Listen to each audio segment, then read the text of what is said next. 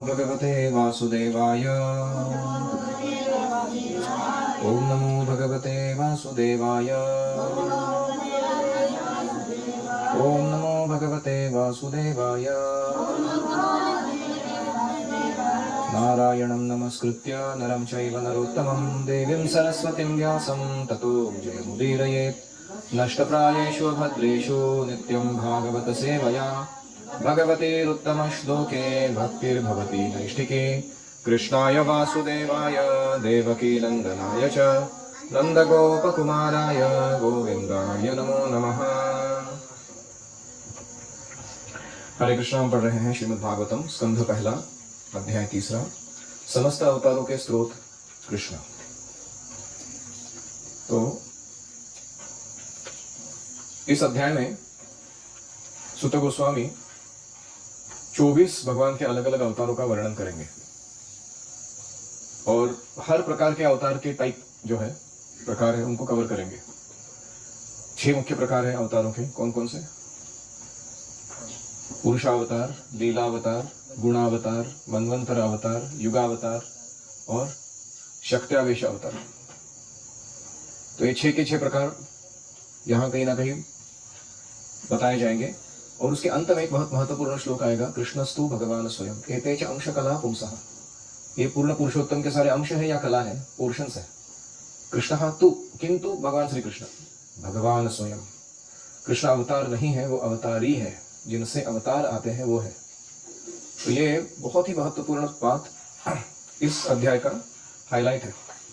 तो कृष्णस्तु भगवान स्वयं, ये आगे चलकर जीव गोस्वामी ने भगवत संदर्भ जो लिखा ग्रंथ, उसका ये परिभाषा सूत्र बनाया, डिफाइनिंग वर्स। कि लोग बार बार पूछते रहते हैं कि सुप्रीम कौन है, तो उसके जवाब में वो भागवत संदर्भ सारा कंपाइलेशन करा कर लाता है सारे वेदों से कि कैसे कृष्ण ही भगवान स्वयं है। तो हम थोड़ा सा ओवरव्यू देखते हैं इन सारे अवतारों का और थोड़े ज्यादा श्लोक कवर करने का ट्राई करेंगे, इसलिए ध्यान से देखिए। सूत उवाच जगृहे पौरुषं रूपं भगवान् महदादिभिः सम्भूतं षोडशकलाम् आदौ लोकस्य सृक्षया। सूत जी ने कहा, सृष्टि के प्रारंभ में भगवान ने सर्वप्रथम विराट पुरुष अवतार के रूप में अपना विस्तार किया। तो भौतिक सृष्टि जब निर्माण हुई तो पहला अवतार कौन सा था? विराट रूप। भौतिक सृजन करने के लिए सारी सामग्री प्रकट की। वो विराट रूप किस लिए धारण किया था? क्रिएशन के लिए लगने वाले सारे इंग्रेडिएंट्स देने के लिए, सामग्री जो लगती है कोई कंस्ट्रक्शन करने के लिए या एक्सपांशन करने के लिए। इस प्रकार सर्वप्रथम भौतिक क्रिया के 16 तत्व उत्पन्न हुए। तो 16 आइटम्स पहले अस्तित्व में आए। यह सब भौतिक ब्रह्मांड को उत्पन्न करने के लिए किया गया। तो ये जो विराट रूप है, इसका विस्तार से वर्णन कहां पर है? भगवद गीता के 11वें अध्याय में, विराट रूप विश्वरूप योग। तो ये महत्त्व जो है वो 16 अंशों में विभक्त किया जाता है। महत्त्व में क्या क्या है? 5 स्थूल भौतिक तत्व है, जैसे भूमि, जल, आप, तेज, वायु, स्थूल तत्व। 11 कर्मेंद्रिय है, यानी 5 ज्ञानेंद्रिय, 5 कर्मेंद्रिय और एक मन, ये मिलके 11 होता है। तो ये सब मिला के 16 हुए। ये महत्त्व जो है एक स्वच्छ बादल के समान प्रतीत होता है। नीले आकाश में जैसे बादल दिखता है ना, वैसे ही पूरी आध्यात्मिक सृष्टि में कहीं एक कोने में छोटा सा बादल है, महत्त्व नाम का।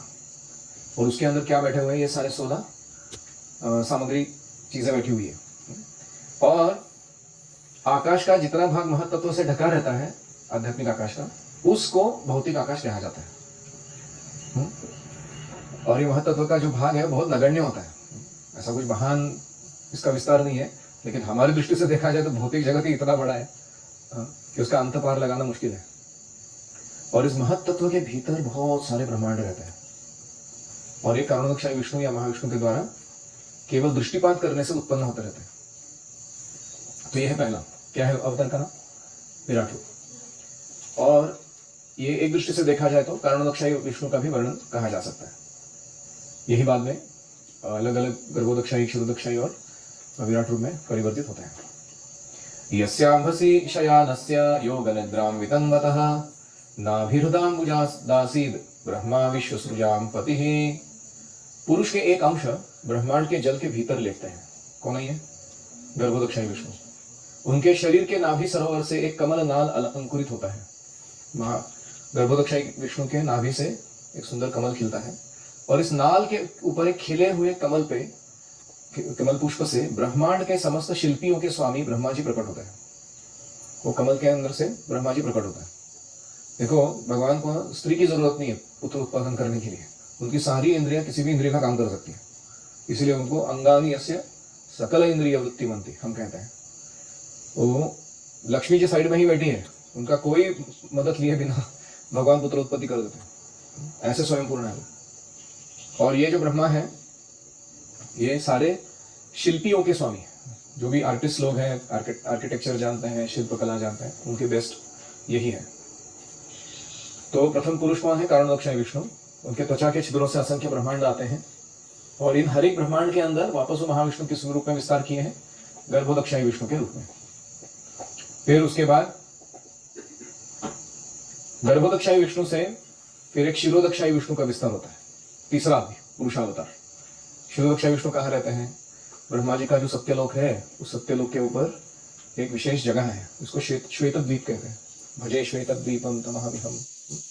तो श्वेत द्वीप नाम की जगह में एक क्षीरोदकशाही विष्णु क्षीरोदक सागर में, मतलब मिल्क ओशन में निवास करते हैं। और जब भी ब्रह्मांड में कुछ उत्पात होता है तो देवतागण वहां जाके उनसे गुहार लगाते हैं, कहते कि ये डीमन है या सुरा है, तंग कर रहे हैं, आप आ जाइए। तो फिर क्षीरोदकशाही विष्णु आश्वासन देते हैं। बहुत बार वो देवता भगवान को देख भी नहीं सकते, वो सिर्फ आवाज सुनते हैं, दर्शन नहीं प्राप्त करते। ये क्षीरोदकशाही विष्णु कहते हैं कि मैं इस अवतार में अभी प्रकट होऊंगा, चिंता मत करो। तो यह है क्षीरोदकशाही विष्णु। और एक क्षीरोदकशाही विष्णु स्वयं भी परमात्मा रूप में सबके हृदय में विस्तारित होते हैं। हमारे हृदय में भी बैठेगी, अपना हर एक का पर्सनल प्राइवेट परमात्मा है। क्या है वो? कम साइज हृदय, नाभि जो है, नाभि और गले के इसमें 2 वीत का अंतर है ना, एग्जैक्ट। तो ये स्पॉट पे है वो बैठे हुए। तो यहाँ पे परमात्मा विराजमान है। इसलिए कुंफू में जहाँ आत्मा और परमात्मा वहां मारना मना है in general, unless you want to give a death sentence to somebody. You hit it very bad, the person will pass away. तो यहाँ क्षीरोदकशाही विष्णु परमात्मा रूप में वास कर रहे हैं। उनका साइज थम के जितना है और ये सभी जीवों के ईश्वर है, सभी सृष्टि को अपने नियंत्रण में रखते हैं।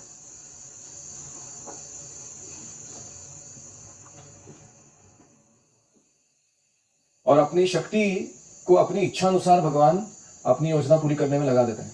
भगवान केवल इच्छा करते हैं, उनको कोई कार्य करने की जरूरत नहीं है। उनकी शक्तियां सब कुछ संपन्न करा देती हैं। परास्य शक्ति विविधैव श्रूयते स्वाभाविकी ज्ञान बल क्रिया च। 3 मुख्य शक्तियां हैं भगवान की, ज्ञान शक्ति, बल शक्ति, क्रिया शक्ति। कोई भी चीज अकम्प्लिश करना है इस दुनिया में 3 शक्तियां चाहिए तुम्हारे पास। नॉलेज चाहिए पहले क्या करना है, फिर बल चाहिए उसको करने के लिए, और फिर क्रिया चाहिए, एक्शन। तभी तुम्हारे इच्छाओं को पूरा किया जा सकेगा। और ये भगवान से ही शक्तियां आती हैं। यस्यावयव संस्थानैः कल्पितो लोक विस्तरः तद्वै भगवतो रूपम विशुद्धम सत्वमूर्जितम। ऐसा विश्वास किया जाता है कि समस्त ब्रह्मांड के ग्रहमंडल पुरुष के विराट शरीर में स्थित है, किंतु उन्हें सर्जित भौतिक अवयवों से कोई सरोकार नहीं होता। उनका शरीर नित्य आध्यात्मिक अस्तित्व में है, जिसकी कोई तुलना नहीं है। तो विराट रूप किनके लिए है? जिनको स्पिरिचुअल लाइफ में अभी तक इतना प्रगति नहीं है, आध्यात्मिक रूप भगवान का पकड़ में नहीं आया उनके, लेकिन उनको भौतिक चीजें बहुत अच्छे से समझ में आती है, उनके लिए भगवान का विराट रूप है, उनको आकर्षित करने के लिए। उनको कहा जाता है कि जो पर्वत है वो भगवान के अस्थि है, बोन्स। नदियां हैं वो भगवान विराट रूप के नाड़ी है, शरीर के वेन्स। तो ये विजुअलाइज करना थोड़ा उनके लिए संभव होता है, क्या ऐसे भगवान है क्या? Okay okay. तो इसको विराट रूप का माना जाता है स्वरूप। लेकिन विराट रूप की अवधारणा निर्विशेषवादियों के लिए, नेचर लवर्स के लिए ठीक है, भक्तों के लिए इतना अट्रैक्टिव नहीं है विराट रूप भगवान का। जैसे अर्जुन क्या कहता है, अभी हटाओ, वापस आपका श्याम सुंदर रूप दिखाओ। अंत में सब विराट रूप देखने के बाद उसको इंटरेस्ट नहीं आता उसमें। लेकिन संजय जैसे भक्त हैं शांत रस में, वो बड़े आनंद से, उनको बहुत अच्छा लगता है विराट रूप वगैरह मेडिटेट करने के लिए। तो पश्यन्ततो रूपमदभ्रचक्षुषा सहस्रपादोरुभुजाननाद्भुतं सहस्रमूर्धश्रवणक्षिणासिकं सहस्रमौल्यं वरकुण्डलोल्लसत्। भक्तगण अपने विमल नेत्रों से उस पुरुष के दिव्य रूप का दर्शन करते हैं जिसके हजारों हजार पांव, जंघाएं, भुजाएं, मुख है, सब के सब अद्वितीय है। उस शरीर में हजारों सिर, आंखें, नाक, कान होते हैं। वे हजारों मुकुट तथा चमकते कुंडलों से अलंकृत है और मालाओं से सजे हुए होते हैं। तो ये विराट रूप का वर्णन चल रहा है।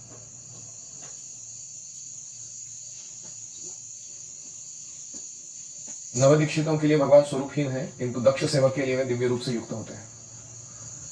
एतन्नानावताराणां निधानं बीजमव्ययं यस्यांशांशेन सृज्यन्ते देवतिर्यं नरादयः।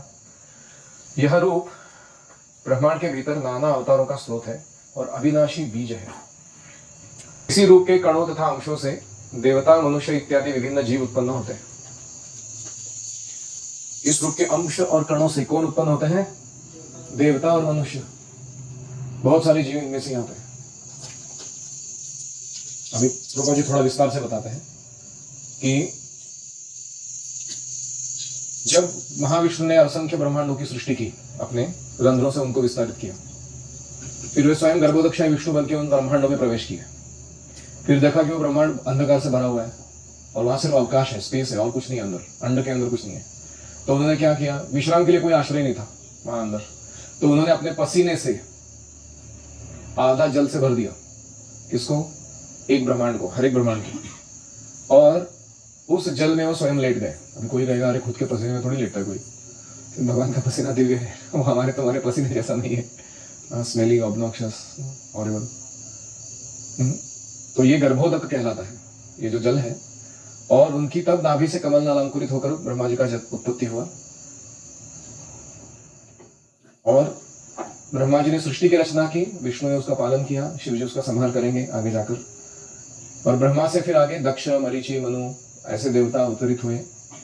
इन्होंने ब्रह्मांड में जीवों का उत्पत्ति किया। दक्ष प्रजापति, मरीचि और मनु महाराज। हम सबके ये कौन है? मनु महाराज। मनु से आए हम, इसलिए हमारा नाम क्या है? मानव। मनु से आए हम लोग इसलिए।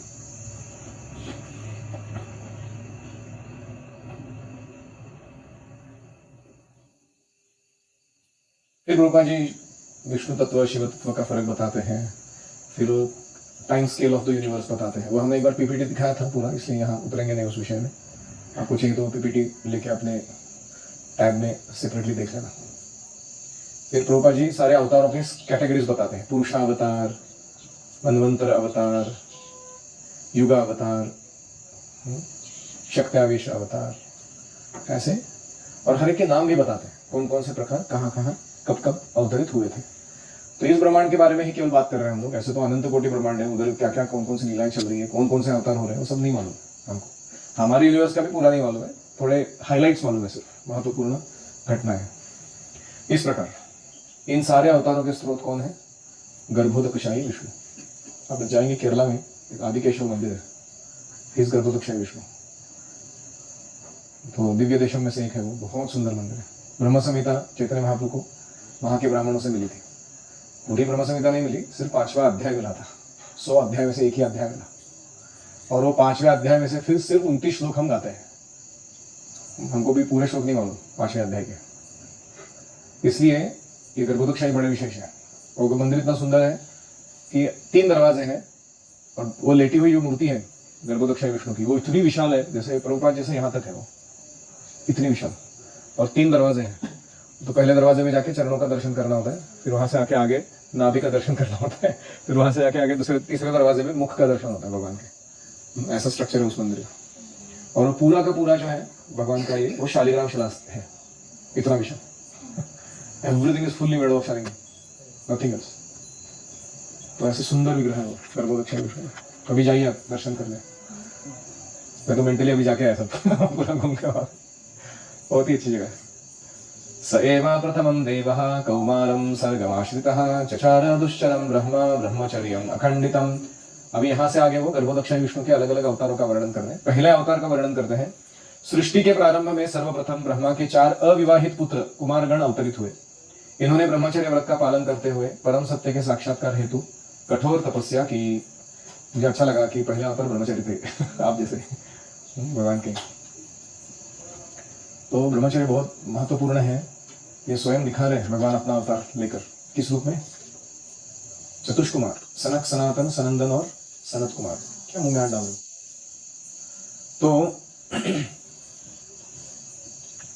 तो ये सारे कुमार शक्त्यावेश अवतार है, और मनुष्य को केवल जन्म से नहीं अपितु गुणों से भी ब्राह्मण की योग्यताएं प्राप्त कर लेनी चाहिए, तभी वह ब्रह्म साक्षात्कार की प्रक्रियाओं में लग सकता है।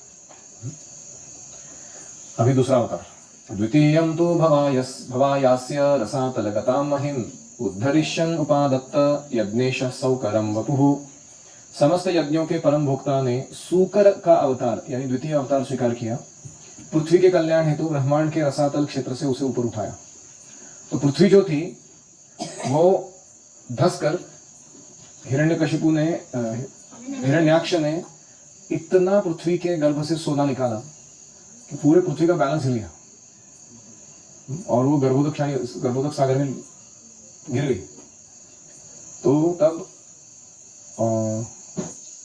भगवान आए वराह रूप में। जो सूर होता है उसका स्पेशलिटी क्या है? वो पानी के नीचे गंदे नाले में भी जाके, कीचड़ में भी जाके क्या कर सकता है? वहां की वस्तु को बाहर निकाल सकता है। तो इसलिए भगवान ने विशेष अवतार धारण किया। लेकिन भगवान हालांकि सूकर रूप में आ रहे हैं, वो उनका स्वभाव या उनका दिव्यता कोई बाधित नहीं होता, वो हमेशा अपने स्पिरिचुअल पोजीशन में बने रहता है। कैसे प्रूव किया जाए? पृथ्वी को कौन उठा सकता है? तो दिव्य व्यक्ति चाहिए हो, वहां जाके टस्ट पे उठाए अपने, और वापस लाके अपने स्वाभाविक स्थिति में उसको स्थित करा दिए उसके ऑर्बिट में।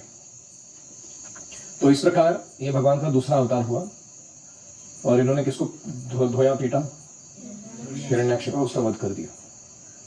अभी तृतीयम ऋषि सर्गम वै देवर्षित्वम उपेत्य सह तंत्रम सात्वतमाचष्ट नैष्कर्म्यम कर्मणाम यतः।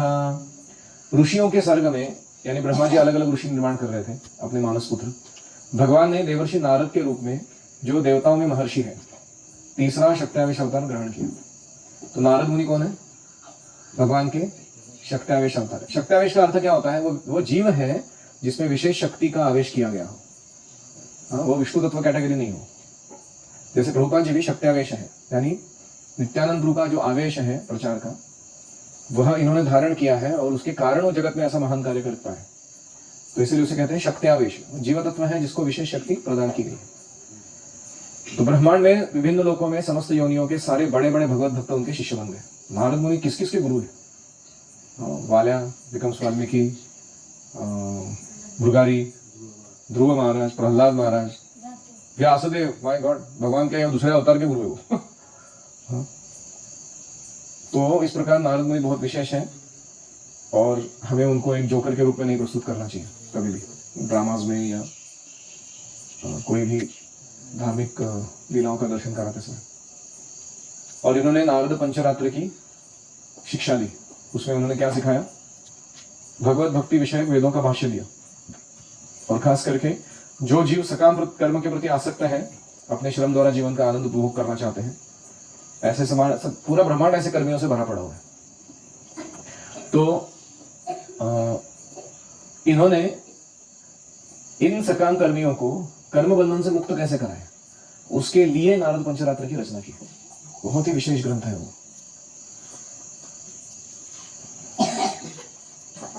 फिर उसके आगे कहते हैं, नारद मुनि मूर्ख सकाम कर्मियों को बताते हैं कि वास्तविक सुख कैसे प्राप्त किया जाए। जैसे दूध की बनी वस्तु खाने से बहुत सारी पेट खराब होता है, और उसी दूध का ट्रांसफॉर्म फॉर्म दही खाने से पेट ठीक हो जाता है। ऐसे ही कर्म करने से बंधन लगता है, लेकिन वही कर्म जब भगवत अर्पित होता है तो वो बंधन को काटने वाला बन जाता है, बंधन से बाहर निकालता है। जैसे भक्त बनने से पहले हम लोग परचेसिंग को जाते थे, खाना घर में लेके आते थे, बहुत सारा ग्रेन्स, वेजिटेबल्स, और फिर उसको पका के खुद ही खाते थे, है कि नहीं? अभी भक्ति में आने के बाद हम क्या कर रहे हैं? परचेसिंग को जा रहे हैं, ग्रेन्स वेजिटेबल्स ला रहे हैं, उसको चॉपिंग कटिंग करके भगवान को अच्छे से भोग बनाकर खिला रहे हैं, उसके बाद प्रसाद ले रहे हैं। क्रिया में, एक्शन में तो कुछ ज़्यादा फर्क नहीं है। पहली वाली एक्शन क्या कर रही थी? कर्म बंधन में डाल रही है। दूसरी वाली क्या कर रही है? भगवत अर्पित होने के कारण वो कर्म उनको बंधन से बाहर निकाल रही है। तो ये जो फॉर्मूला है, ये नारद पंचरात्र से आया है। इसको नैष्कर्म्य कहते हैं, इस फॉर्मूला को, कि कैसे हर कार्य को, भौतिक कार्य को हम ट्रांसफॉर्म कर सकते हैं। तो नारद मुनि एक कुशल वैद्य के समान ट्रांसफॉर्म्ड फॉर्म में दही खिलाकर दूध का हुआ बैड इफेक्ट क्योर कर रहे हैं। ऐसे प्रभुपाद जी यहाँ कह रहे हैं। अभी चतुर्थ अवतार, तुरीय मतलब फोर्थ, तुरिया मतलब फोर्थ स्टेज। तुर्ये धर्म कला सर्गे नर नारायण ऋषि भूत्वात्मोपशमोपेतम अकरो दुश्चरम तपः। चौथे अवतार में भगवान राजा धर्म की पत्नी के जुड़वा पुत्र नर नारायण के रूप में आए। तो धर्म की पत्नी के पुत्र नर नारायण ऋषि है और जुड़वा है वो दोनों, कृष्ण अर्जुन है वो, लेकिन भाई भाई के रूप में आता है। फिर उन्होंने इंद्रियों को वश करने के लिए कठिन तथा अनुकरणीय तपस्या की। तो एक एक अवतार जो आया ना, उसने एक एक हाईलाइट दिखाया, हमारे जीवन को बेस्ट बनाना है। तो पहले अवतार ने क्या बेस्ट हाईलाइट दिया? ब्रह्मचर्य। If possible don't get married and just be absorbed in Bhagavat bhakti, वो पहले अवतार ने सिखाया। दूसरे अवतार ने क्या सिखाया? कौन थे दूसरे? नो टास्क इज कंटेम्प्टेबल, कोई भी कार्य घृणित नहीं है अगर वो भगवान की और भक्तों की, समाज की अच्छी सेवा के लिए किया जाए, और वो कठिन नहीं है, कर सकते हैं। तीसरा क्या है? नारद मुनि कि कर्म को कैसे ट्रांसफॉर्म किया जाए ताकि वो बंधन कारक ना बने, ये स्पेशलिटी उन्होंने सिखाया। अभी चौथे क्या कर रहे हैं? वो सिखा रहे हैं भगवत केंद्रित तपस्या कैसे करनी है हमको। नारद ने सिखाया कि भगवत केंद्रित कर्म कैसे करना है। अभी नर नारायण ऋषि क्या सिखा रहे हैं? भगवत केंद्रित तपस्या कैसे की जाए। तो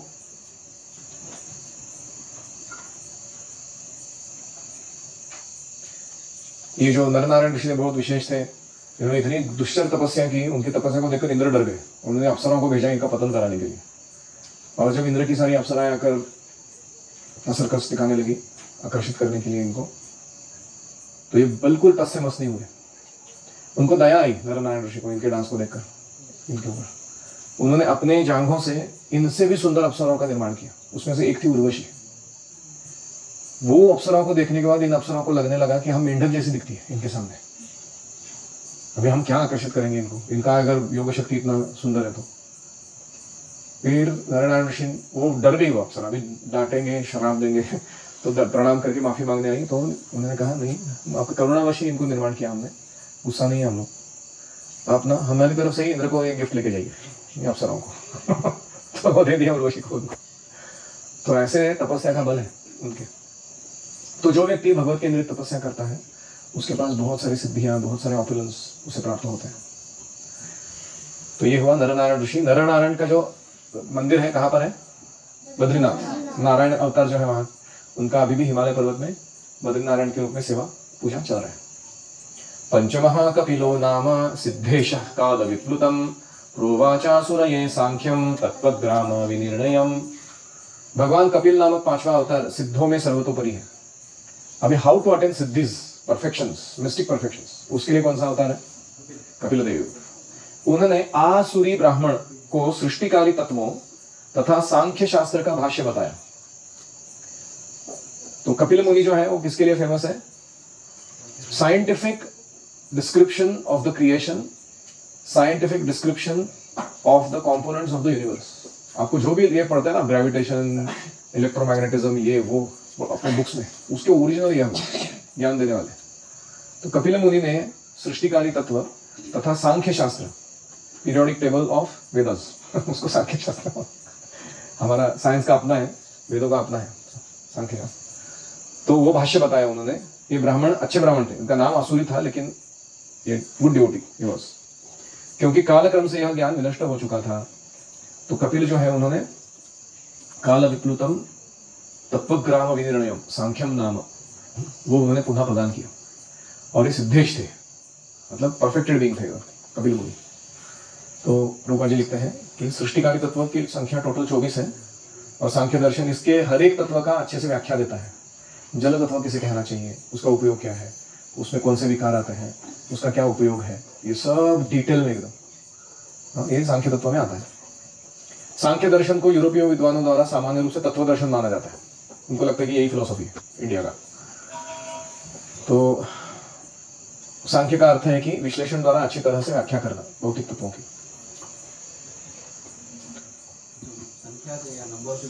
संख्या से, सांख्य का अर्थ है, संख्या से ही आता है वो।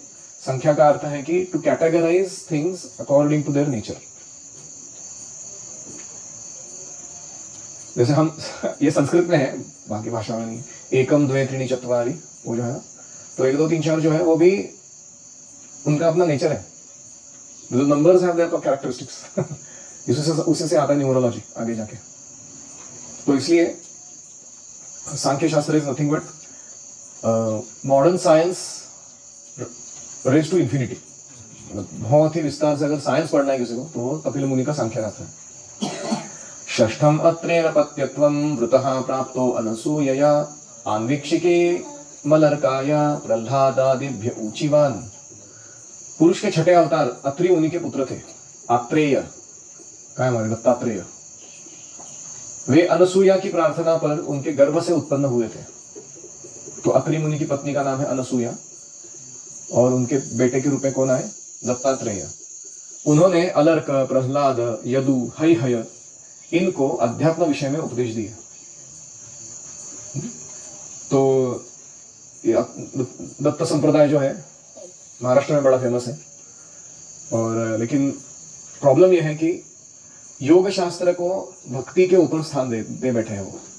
हालांकि दत्तात्रेय जो है वो अष्टांग योग की जो सिद्धियां हैं उनका भक्ति से क्या संबंध है वो दिखाने के लिए आए थे। तो इसलिए ये जो अत्रि के पुत्र अत्रेय है, इन्होंने इनको प्रह्लाद, अलर्क इनको उपदेश दिए आने के पश्चात।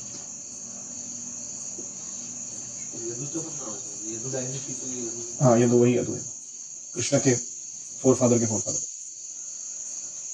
तो अत्रि मुनि की जो पत्नी है अनसूया, उसकी पतिव्रत्य के बारे में जब तीनों ये ब्रह्मा विष्णु महेश ने सुना तो उन्होंने सोचा कि इनकी परीक्षा लेंगे हम। वो परीक्षा लेने के लिए आए उनकी।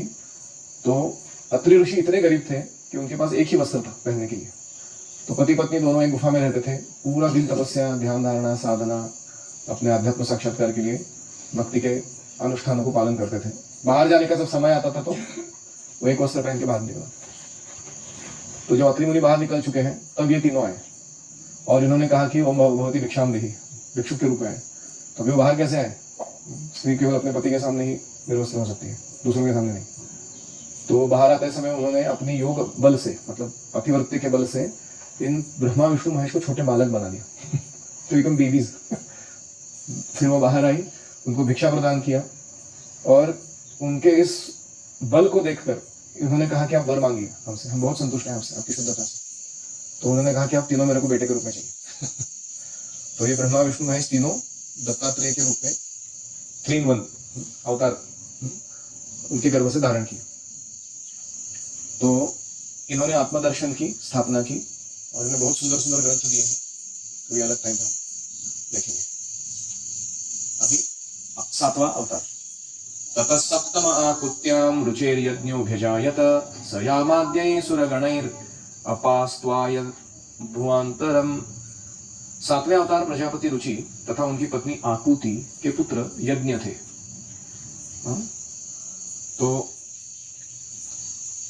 7वां अवतार है यज्ञ। इनसे आए रुचि और आकुति से। रुचि है पुरुष का नाम है यहाँ पर। उन्होंने स्वयंभू मनु के बदलने पर शासन संभाला। तो जनरली क्या होता है, मनवंतर होता है ना, एक मनु जाते हैं फिर दूसरे मनु आते हैं उनके बाद राज्य करने के लिए। तो उसके बीच में थोड़ा गैप होता है कभी कभी और उसमें केओस हो सकता है ब्रह्मांड में, अगर कोई ठीक से राज्य करने वाला व्यक्ति ना हो। तो जो ट्रांजिशन पीरियड था उसमें आके यज्ञ ने राज्य किया। वो कुछ देर के लिए मनु बने, फिर जब योग्य मनु प्राप्त हुए तो स्वयंभुव, स्वरोचिष, विवस्वत, वैवस्वत ऐसे मनुओं के नाम है। तो अगले इसको हैंड ओवर कर दिया। उन्होंने स्वयंभू मनु के बदलने पर शासन संभाला और अपने पुत्र यम जैसे देवताओं की सहायता प्राप्त की। तो यज्ञ के पुत्र कौन है? यमराज।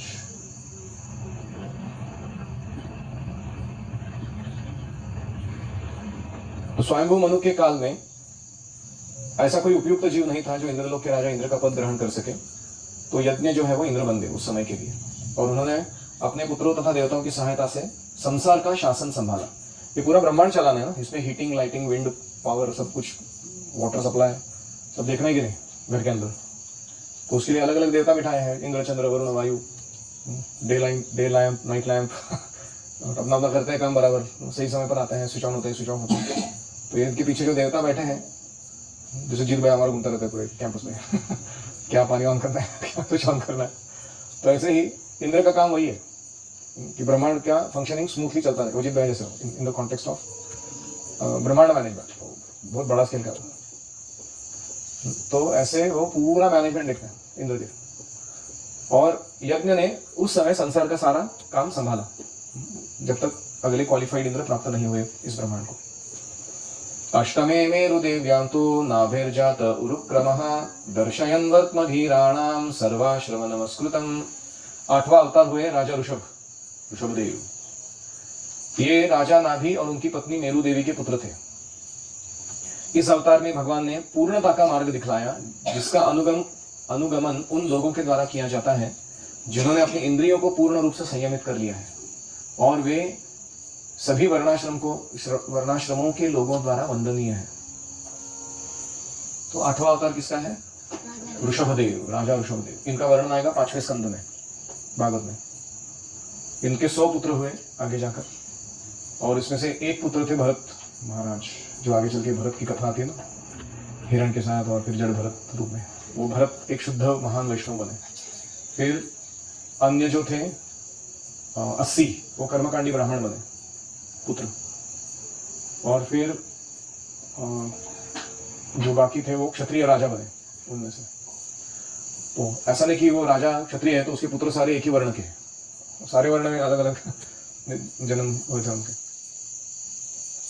तो ये जो वर्णाश्रम पद्धति है कि बुद्धिजीवी वर्ग होता है, शासक वर्ग होता है, उत्पादक वर्ग होता है, श्रमजीवी वर्ग होता है, ये हर एक का वृत्ति के अनुसार है। ये वृत्ति परक है, क्या इंक्लिनेशन है तुम्हारा। बुद्धिजीवी हो तुम, शासन करना चाहते हो, उत्पादक हो तुम, प्रोडक्शन के अंदर घुसना चाहते हो, या तुम श्रमजीवी हो, श्रम करके अपने पैसे कमाते हो। तो ये है वर्ण। ऐसे ही विद्यार्थी जीवन, गृहस्थ जीवन, वानप्रस्थ जीवन, संन्यास जीवन, ये क्या है? हाँ, ये आश्रम है। ये आत्म साक्षात्कार के लिए अनुकूल परिस्थितियां हम बना रहे हैं। समाज के भले के लिए वर्ण, खुद के भले के लिए आश्रम, ये दोनों हमको ग्रहण करने चाहिए अच्छे से। तो अभी संन्यास आश्रम जो है वो इनका सबका बॉस माना गया है। उसमें जो लोग हैं वो इनको सबको मार्गदर्शन देते हैं और प्रेरणा देते हैं। तो ये संन्यास आश्रम सिद्धावस्था प्राप्त करने के लिए 4 स्टेजेस हैं: कुटीचक, बहुदक, परिव्राजक, परमहंस। कुटीचक मतलब वो घर छोड़ तो देता है, लेकिन गांव के बाहर जाके झोपड़ी बना के रहता है, और उसके घर वाले उसको थोड़ा खाना सप्लाई करते रहते हैं, बेटे उसके संन्यास लेके बैठा है, पत्नी कभी कोई मिलती नहीं उसको उसकी। फिर उसके बाद और थोड़ा कॉन्फिडेंट होता था, बहुदक मतलब वो उस गांव में नहीं रहता, अन्य गांव में जाके अलग से अपना चलाने लगता है, संन्यास आश्रम भिक्षा मांग के जीता है। फिर उसके बाद वो बनता है परिव्राजक, यानी वो एक गांव में रहना भी छोड़ देता है, 3 दिन बाद हर दिन गांव चेंज करना है, उसको बोलते परिव्राजक। और फिर ऐसे करते करते उसके इतने साक्षात्कार तीव्र होता है कि भगवान ही मेरे रक्षक है, पालक है, मैं हमेशा भगवान के ही सानिध्य में रह रहा हूँ, ये जब उसको समझ में आता है तो परमहंस स्तर पर चला जाता है। तो उसके लिए वर्णाश्रम के नियम होते ही नहीं कुछ परमहंस के लिए, he is beyond the rules and regulations. तो ऐसे 4 स्टेजेस हैं संन्यास के। ऐसे ही हर एक के 4 स्टेजेस है, वो कभी अलग टाइम देखेंगे। तो प्रत्येक जीव सुख की खोज में है, लेकिन जानता नहीं कि शाश्वत सुख कहां मिलेगा। मूर्ख लोग वास्तविक सुख के स्थान पर भौतिक इंद्रिय तृप्ति वाला सुख ढूंढते रहते हैं, लेकिन वो समझते नहीं कि ये कुकर सूकर भी भोग रहे हैं इन इंद्रिय तृप्ति को। कुकर मतलब कुत्ता, सूकर मतलब डुक्कर। Dogs and pigs are enjoying this kind of happiness that we are hankering for. ये उसको समझ में नहीं आता। तो इसीलिए मनुष्य जीवन ऐसे सस्ते सुख के लिए नहीं मिला हुआ है, ये आत्म साक्षात्कार के लिए मिला हुआ है। इसलिए वर्णाश्रम को स्वीकार करके अच्छा ट्रेनिंग लेके गुरुकुल में आगे जाके हमें मनुष्य जीवन की परमोच्च सिद्धि प्राप्त करनी है। तो ये अपने उदाहरण से अगर किसी ने दिखाया हो वर्णाश्रम का पालन और संन्यास आश्रम की पराकाष्ठा, परमहंस स्तर, वो थे राजा ऋषभदेव। और इन्होंने फिर अपने बेटों को ऐसे उपदेश दिए फर्स्ट क्लास। वो उपदेश बड़े महान प्रिय है वैष्णवों को, कभी देखेंगे हम आगे।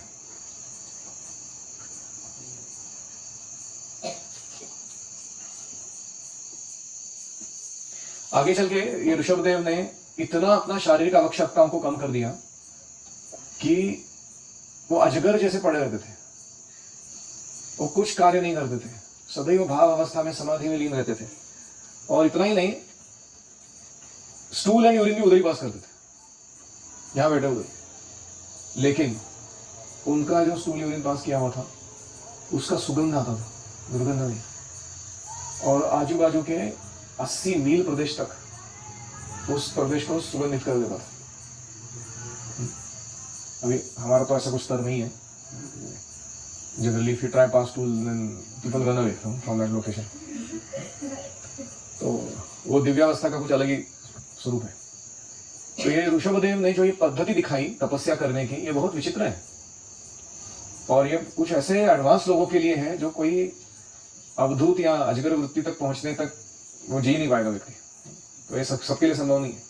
लेकिन एक राजा थे अर्हत नाम के, उन्होंने इसको देखा, उनकी इस तपस्या को, उससे बड़े प्रभावित हुए और उन्होंने उससे अपना एक खुद का सिस्टम चालू कर दिया तपस्या में जीवन जीने का।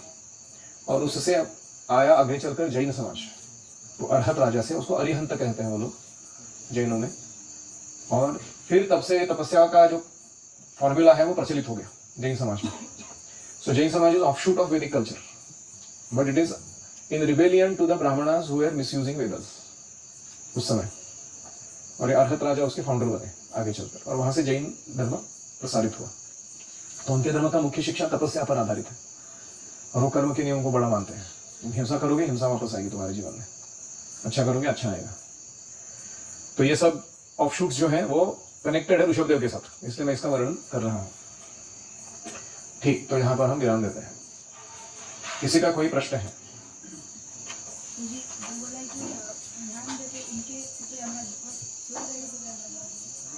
अलग अलग ब्रह्मांडों में अलग अलग समय पर अलग अलग लोग जन्म देते हैं। तो किसी ब्रह्मांड में किसी समय किसी मनवंतर में ये थे। अभी के लिए सूर्य है और जो यमराज के पिता है। भागवतम में क्या है ना, क्रोनोलॉजिकल नहीं है चीजें। भागवतम में अलग अलग लोकेशन टाइम स्पेस से लिया हुआ कथा है, लेकिन वो कथा का सीक्वेंस ऐसा है कि तुम्हारे हृदय में जो भी कल्मश है वो धीरे धीरे धीरे शुद्ध कर देता है, सिस्टम रिकॉन्फिगर कर देता है अंदर, although it is not chronological.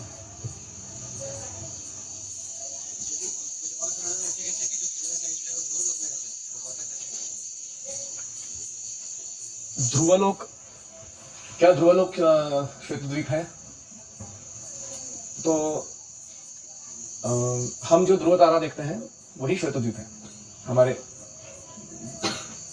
भौतिक आंखों से हम इतना देख नहीं पाते, लेकिन तो श्वेतद्वीप में जो क्षुरदक्षाई विष्णु है वो ध्रुव महाराज के होम डेटी है, इष्टदेव। और कोई?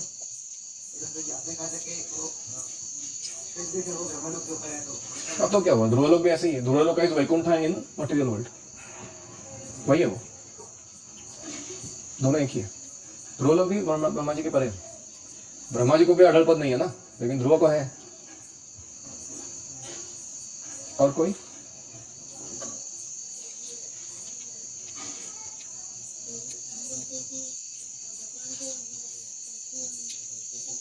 नहीं होता, पसीना नहीं होता उनके शरीर में। तो ये गर्भोदक्षाई विष्णु कैसे पसीना बहा रहे हैं? ऐसे भगवान लीला के लिए प्रकट कर सकते हैं इन चीजों को। जैसे विश्वदेव बाण मार रहे हैं तो कृष्ण ब्लड ऐसे शरीर से आ रहा है, ऐसे दिखा रहे हैं। लेकिन या उनके चेहरे पर घर्म बिंदु है, आंखें लाल लाल है एकदम। अर्जुन की रक्षा करने का प्रण उठाकर आए हैं वो, चक्का लेके मारने के लिए विश्वदेव को। तो ये सारे जो है वो लीला वर्धन के लिए, ऐसे नहीं कि भगवान के अंदर ये सारे विकार आते हैं। जैसे वृंदावन लीला में ब्रज गोपियों के घर जाते हैं भगवान, और वो आयुष्मा परफेक्टली सब छुपा के रखती है, मक्खन स्वीट्स सारे। कृष्ण को कुछ मिलता ही नहीं खाने को, तो गुस्सा हो जाते हो। फिर जाके उनके देवघर जो है वो ऑर्डर का जगह, उधर जाके नंबर 1 करके आते हैं उनको तंग करने के लिए। तो कोई कहेगा अरे भगवान सुसु कैसे कर सकते हैं, उनके शरीर में तो सुसु नहीं होती।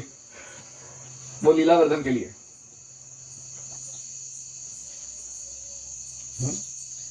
Krishna can manifest what is needed to enhance the rasa of that pastime. उस लीला के रसा आस्वादन को बढ़ाने के लिए जो जरूरी है वो कृष्णा प्रकट करते हैं। ठीक है, और कोई? कृष्णा का पर्सनैलिटी अजूब है ना, हमारे कुछ ऐसे ये होते हैं, अंदाज या अड़ाखे बोलते हैं उसको मराठी में, कि भगवान कैसे होने चाहिए हमारे लॉजिक के अनुसार। वो सबको ढाबे पे बिठाते भगवान, अपने को जो करना करते हैं। तो इसलिए लोगों को थोड़ा समस्या होता है कभी कभी, ऐसा कैसे भगवान करते हैं। और कुछ ठीक है। तो हमने अभी तक 8 अवतार देखे, अगले और 16 देखने हैं। Stay tuned. ओम हरे कृष्णा कृष्णा कृष्णा हरे हरे, हरे राम राम राम हरे हरे। श्रीमद्भागवतम की जय, श्री प्रभुपाद की जय। हरि ओम तत्सत।